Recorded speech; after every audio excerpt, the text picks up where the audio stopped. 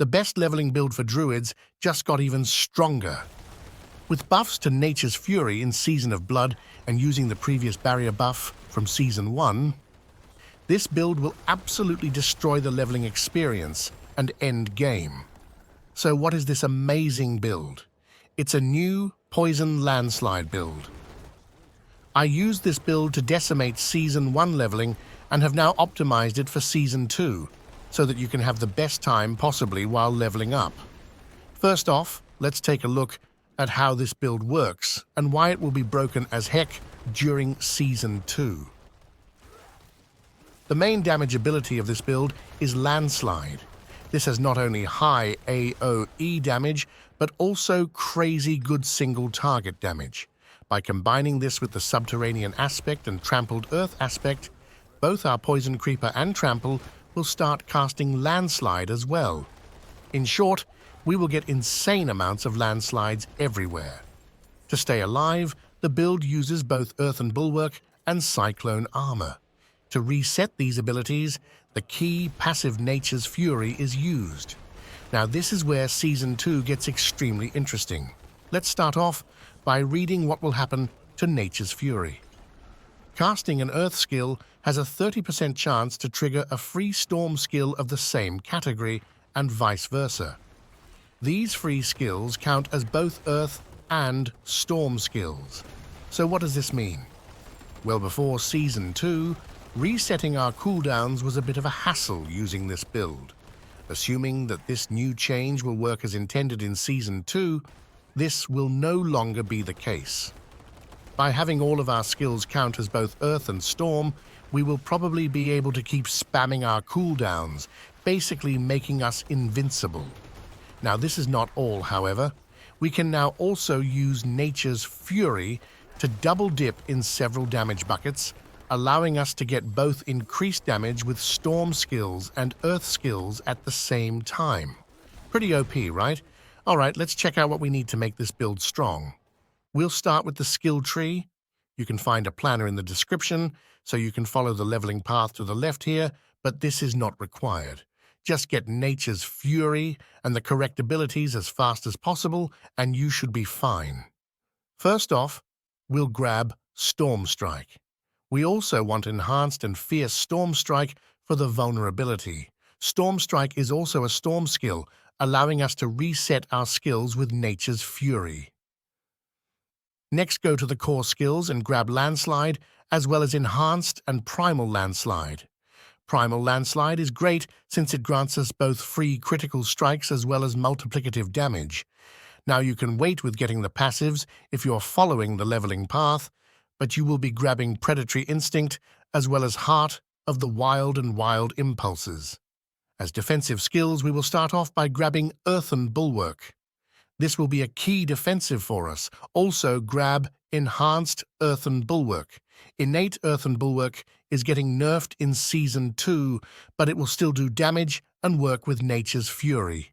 Next, we want Cyclone Armor, as well as Enhanced and Preserving Cyclone Armor for the defensives and to use with Nature's Fury. Ancestral Fortitude will grant us all resistance in Season 2, so we max that out. Also take Vigilance for the damage reduction. In the companion tree, we grab Poison Creeper. This will grant us a ton of extra damage and also allow us to benefit from having enemies poisoned. Also make sure to grab Enhanced and Brutal Poison Creeper for a ton of damage. In the Wrath tree, we want Trample for the extra mobility. We also want Enhanced and Savage Trample. Next, take Crushing Earth and Stone Guard for the extra damage with Earth skills. Next, take Envenom for critical strike damage. We will not be using any ultimate with this build since we should be one-shotting everything. Instead, grab all of these for healing and damage. Lastly, take the most important skill of them all, Nature's Fury. Good job, friends. That's the skill tree done. A friendly reminder to subscribe to the channel if you enjoy the content, and don't forget to comment what you want to see in future videos. Alright, let's take a look at the gear and aspects. Firstly, we want Aspect of Might. In this awesome planner, you can also see where you can find these aspects. This one, for example, can be found in the Dark Ravine dungeon. The stats that we are looking for here are barrier generation, max life, cooldown reduction, and total armor. As chest, we go for aspect of the Mending Stone. This will allow us to keep our earthen bulwark so that we don't die LOL, but also for unstoppable. For stats, look for 3 damage reduction stats as well as barrier generation. For gloves, we want the subterranean aspect, and for stats we are looking for attack speed, crit chance, ranks to landslide, and critical strike damage with earth skills. For pants, we grab aspect of disobedience as well as the following stats: damage reduction from close enemies, damage reduction while fortified, and max life. Next, we have the boots. To be fast as fuck boy, we grab the Ghost Walker's aspect. If you need damage, however, you can use the ballistic aspect. I will allow it.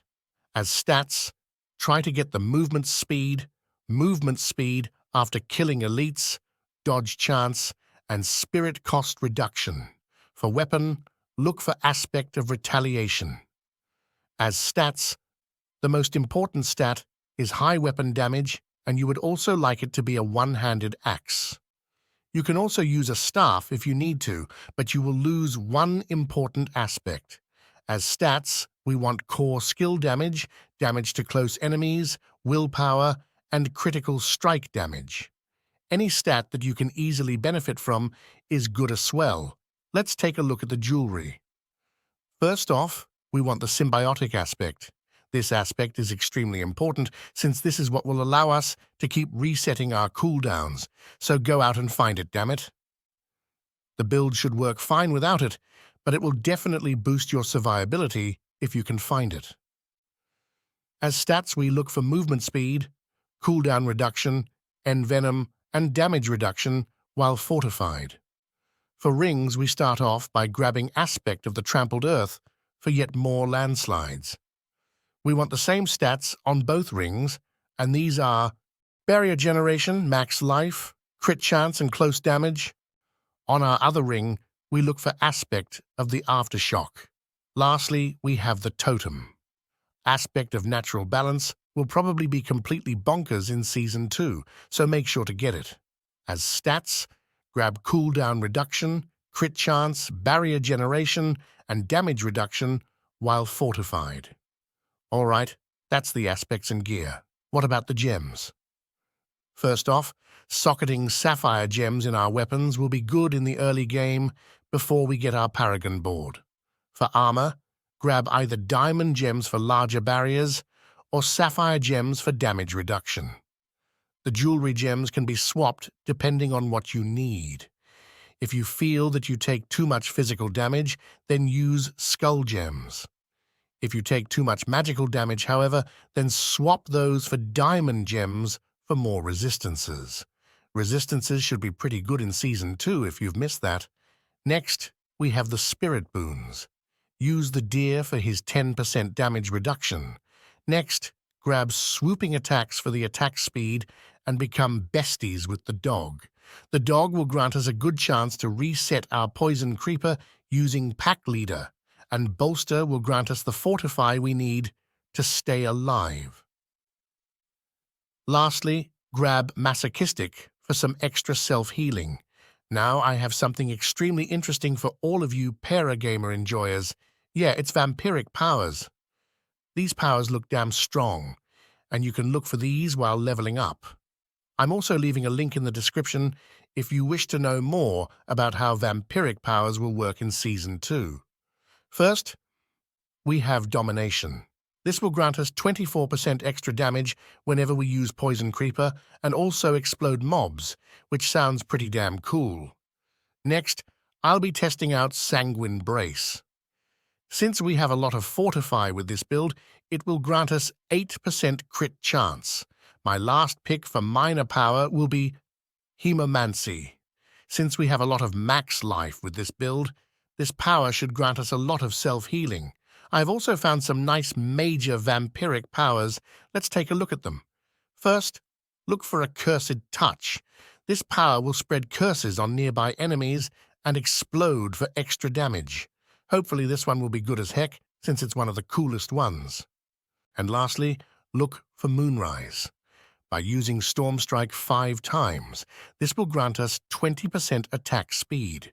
It will also grant us a basic skill damage bonus and extra movement speed whenever we reach 5 times. Since we will have to use basic skills early, this should be insanely good until we reach the end game. Alright friends, good job if you've watched so far. Let's end this video by taking a quick look at the first paragon board. You can start grabbing all of these nodes once you hit level 50. A good glyph to start leveling will be Spirit, granting us some extra additive as well as multiplicative crit damage. Now that's all for this guide. Thank you for watching, and I'll see you in Season 2.